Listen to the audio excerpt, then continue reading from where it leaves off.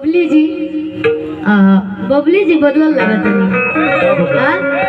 मोटाइल बड़ी चिकनाइल बड़ी मोटाइल बड़ी और उन्हों से पुरानी सहेली शिवानी जी जो बक्सर से चल के और आजकल तो बबलियो जी दिल्ली रहते रही। चलिए छोटा सा भजन नहीं, रिया जी भागलपुर से चल के, भैया साउंड कुशीनगर से चल के, बहुत अच्छा, और शिवानी जी और यहाँ के साथ में सहेली जी सब लोग बक्सर से चल के आए बा, जिया जी पटना से चल के, सबके स्वागत बा मंच के माध्यम से। कहे बा या कुंदेंदु तुषार हार धोला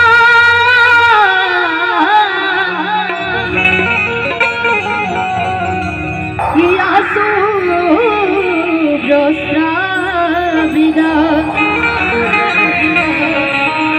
या बिड़ावर दंड मंडित करा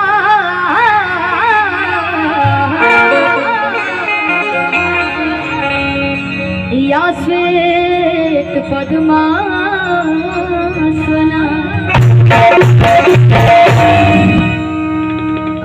बड़े भैया हमारे साउंड वाले भैया जी का जवाब नहीं है, बहुत अच्छा लग रहा है। और हम लोग मुंडन के कार्यक्रम में उपस्थित हैं।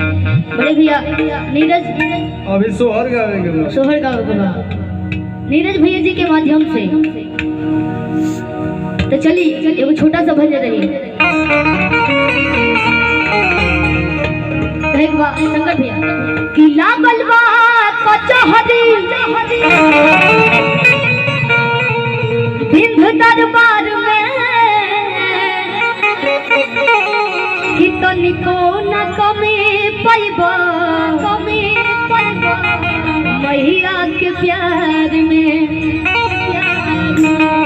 सब लोग माई के दरबार लगल बा, भक्ति में लीन बा, सब लोग मन में कुछ न कुछ ध्यान देले रहेला, हे माई हमार हई काम हो जाए, हमार काम हो जाए, हमार नौकरी लग जाए,